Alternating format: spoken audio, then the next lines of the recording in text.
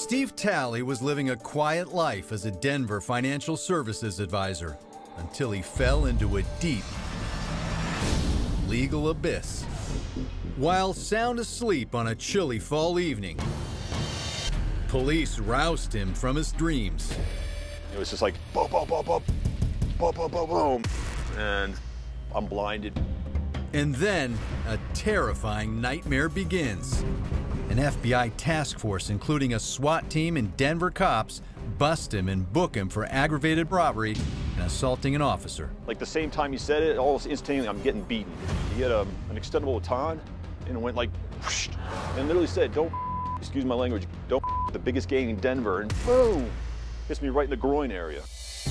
Talley told police he was innocent. I just said, you got the wrong guy, you guys are crazy. But he says the cops continued to brutally beat him. They broke my third, fourth, fifth, sixth rib. The guy that stood on my face cracked all my teeth on my left side. Was the whole brutal ordeal a simple case of mistaken identity?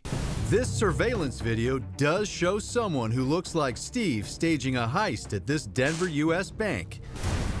The tape shows a man checking for cameras, demanding money, and getting chased by a bank security guard as he makes his getaway.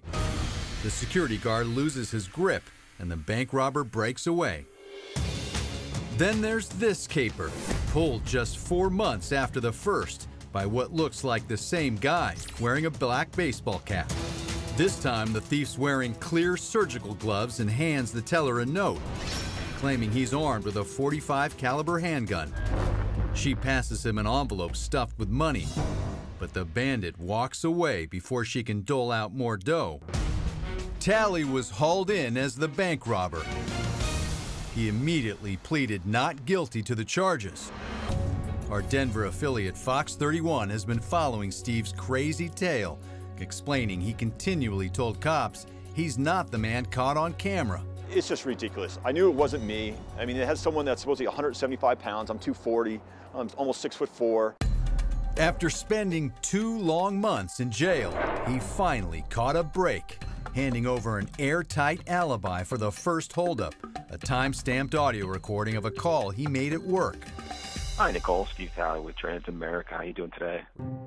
His charges were dismissed, but not before Talley suffered another blow, losing his job and his home. I had a family, I had a career, and I haven't seen my kids in like 17 months.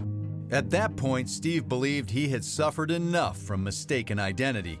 He hoped his nightmare was finally over. Not so fast. He gets blindsided again. Incredibly, upon his release, Steve says the detective who originally arrested him made a disturbing threat. I'm gonna throw your ass back in jail, we're gonna refile. And 1 year later, that's exactly what happened.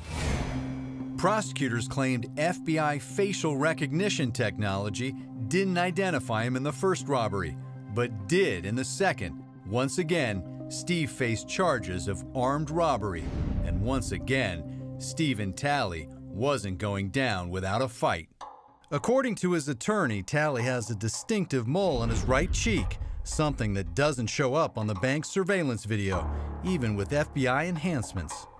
If they can miss a mole on a guy's face, I don't know how anyone can rely on this facial recognition technology. So how did this all start? Cops were originally tipped off when a maintenance worker in Steve's office building pointed the finger at Talley. Steve's ex-wife also said she recognized him on the surveillance tapes. But the prosecution has one big problem. Their key eyewitness, the bank teller who handed over the money, says Talley wasn't the right guy. Their only witness at the bank comes in and says, she's 100% sure it's not me. During a preliminary hearing, the bank teller reportedly also testified that she saw strange markings on the bank robber's hands, markings that don't exist on Steve Talley. If the marks don't fit, you must have quit. As it turns out, Talley also had an alibi for the second holdup too. He had checked in on a sign-up list at a food bank at the time the heist took place. I figured at that point they were just going to dismiss it because they didn't have a case. It was ridiculous. Fox 31 doggedly pursued this story, including questioning the prosecutor. The judge did everything but dismiss this case. Do you think you've got the right guy? Deputy District Attorney Joanna Coates wouldn't answer, but her office later released this statement. The testimony at the preliminary was a surprise to the prosecutor. She will now have to assess the case in light of our burden of proof. Despite the conflicting testimony from the bank teller, the district attorney's office says in part, quote, "The preliminary hearing is not a preview of evidence in this case, and at this point, they are still pursuing the robbery charge against Talley." The court released Steve from custody, yet 3 days later, the court again issued a new warrant for his arrest, this time accusing Talley of forgery in an unrelated case. I suspect that it's a retaliation for the things that have been occurring to me for the last 17 months. I'm pretty pissed. I'm really tired of this. The charges stem from an accusation involving Talley's landlord. Talley thought he had resolved the issue a year ago, and his attorney questions the timing. He believes the second arrest is retaliation by the lead detective in his case. Jeffrey Hart, who had a disciplinary letter placed in his file after Internal Affairs found he didn't follow the proper lineup procedures during the investigation of Talley. The story breaks, and then we have our day in court, and then a new charge. The timing is curious at best. Supposed to be educated people that prosecute the guilty and protect the innocent, and they're doing everything they possibly can to character assassinate.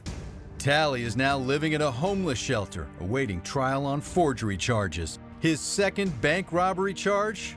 It's still in limbo until another hearing later this month. Well, Rob Lowe from our affiliate KDVR is with me now. Rob, has there been any fallout for the police, the prosecutors maybe, since your stories have aired? No. I can't say that there's really been any true fallout for police or prosecutors. Maybe there will be if some sort of federal civil lawsuit is filed. But in the case of Steve Talley, his defense attorney would say what they've done is double down, and instead of acknowledging a mistake, are still trying to pursue something against him, even when the evidence just doesn't appear to be there. Now, Steve Talley's attorney says he has never had a case where an innocent man was so mistreated by the legal process. Would you agree that this case is extreme, or does it maybe happen more often than we know? I don't know that it happens more often than we know. I'd certainly hope it doesn't. I mean, certainly we get pleas and emails and phone calls from folks in prison who say they've been wrongly convicted or arrested under outrageous circumstances, but the Steve Talley case really does stick out in my mind. What has happened so far to Steve Talley definitely appears to be pretty extreme. KDVR's Rob Lowe, thanks so much for the update.